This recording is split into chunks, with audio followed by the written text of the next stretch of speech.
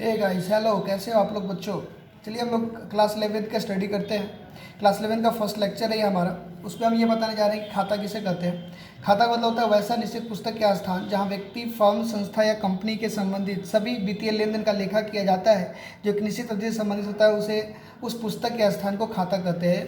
It English में इसी बात को बोलेंगे, it means a certain book और place in which all financial transaction related to a certain period are recorded. That book और place is known as what, account. मुझे कहने का मतलब है खाता का मतलब क्या होता है, कोई भी निश्चित पुस्तक या स्थान जहाँ पे फाइनेंशियल ट्रांजेक्शन का मतलब पैसे से संबंधित ट्रांजेक्शन होंगे।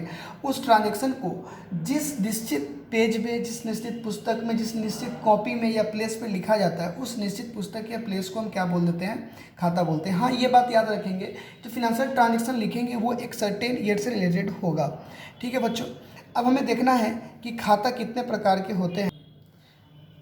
बच्चों, खाता 3 प्रकार के होते हैं। आप देख सकते हैं खाता 3 प्रकार, there are 3 types of account. पहला था व्यक्तिगत खाता, पर्सनल अकाउंट किसे बोलते हैं। तो वैसा खाता जो व्यक्ति, फर्म, संस्था या कंपनी से संबंधित हो उसे व्यक्तिगत खाता कहते हैं, जैसे Ram capital, RDS college etcetera. इसका मतलब क्या हो गया, अगर किसी व्यक्ति के बारे में के फाइनेंशियल ट्रांजेक्शन के बारे में, किसी फर्म के फाइनेंशियल ट्रांजेक्शन के बारे में या संस्था के फाइनेंशियल ट्रांजेक्शन के बारे में अगर किसी बुक या प्लेस पे लिखा जाता है तो उस बुक और प्लेस को, वो तो खाता है ही, लेकिन ऐसे बुक या प्लेस को हम क्या बोल देंगे, व्यक्तिगत खाता। मतलब किसी भी कंपनी का नाम, किसी भी फर्म का नाम, किसी भी संस्था का नाम, किसी व्यक्ति का नाम अगर आता है तो वैसे बुक और प्लेस को हम क्या बोलते हैं, व्यक्तिगत खाता बोलते हैं।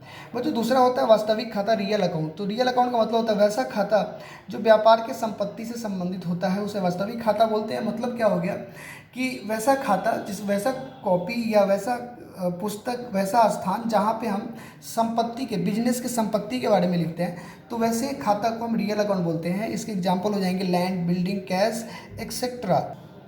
उसके बाद है बच्चों हमारे पास तीसरा नाममात्र खाता। तो नाममात्र खाता किसे बोलते हैं, तो वैसा खाता जो व्यापार के आय व्यय और लाभ हानि से संबंधित होता है उसे नाममात्र खाता कहते हैं। पर जो नाममात्र खाता का मतलब क्या हो गया कि जिसमें कोई भी खर्चा, आय व्यय और लाभ हानि के बारे में लिखना है हमें। तो आय व्यय और लाभ हानि का मतलब क्या होता है बच्चों, आय व्यय और लाभ हानि, जैसे मान लो कि कोई पैसा गया, कुछ पैसा आया, लॉसेस हुए, प्रॉफिट हुए, इनके बारे में अगर हम लिखते हैं किसी भी प्लेस पे या किसी भी कॉपी में, तो उसे हम क्या बोल देते हैं, ये नॉमिनल अकाउंट होगा। फिर से एक बार मैं इसे समझाने की कोशिश करता हूँ बच्चों, क्योंकि आप फर्स्ट टाइम है आपका, तो वैसे केसेस में हमें क्या करना पड़ेगा, ये सारी बात देखने पड़ेंगे। देखो बच्चों, इसमें क्या लिखा हुआ है, खाता किसे कहते हैं। तो खाता का मतलब होता है वैसा निश्चित स्थान या पुस्तक जहाँ पे व्यक्ति, फर्म, संस्था या कंपनी के सभी वित्तीय लेन देन का लेखा करते हैं, उसे क्या बोल देते हैं, खाता बोला जाता है। लेकिन वो एक निश्चित टाइम से रिलेटेड होना चाहिए। फिर हमने बोला खाता कितने प्रकार के होते हैं। तो बच्चों आप देख सकते हो खाता आपके 3 प्रकार के होते हैं। एक होता है व्यक्तिगत खाता, दूसरा वास्तविक खाता। व्यक्तिगत खाता का मतलब होता है वैसा खाता जिसमें व्यक्ति, फर्म, संस्था से रिलेटेड ट्रांजेक्शन को रिकॉर्ड किया जाता है। वैसा खाता जो व्यक्ति, फर्म, संस्था या कंपनी से संबंधित होता है उसे जिस पुस्तक में रिकॉर्ड करते हैं उस पुस्तक को खाता बोला जाता है। वास्तविक खाता का मतलब होता है वैसा खाता जो व्यापार के संपत्ति से संबंधित होते हैं, उसे क्या बोलते हैं, वास्तविक खाता। व्यापार का संपत्ति से संबंधित का मतलब क्या हो गया, वैसा खाता जिसमें व्यापार के संपत्ति के बारे में लिखा जाता है, उसे हम क्या बोलते हैं, वास्तविक खाता बोलते हैं। और हमारा जो लास्ट होता है नॉमिनल अकाउंट बच्चों। नॉमिनल अकाउंट का मतलब होता है वैसा खाता जिसमें व्यापार के खर्च और आय व्यय के बारे में लिखा जाता है।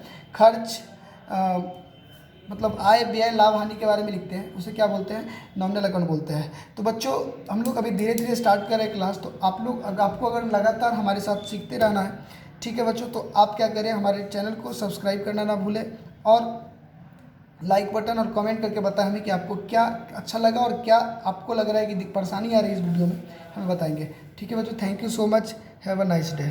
Thank you very much.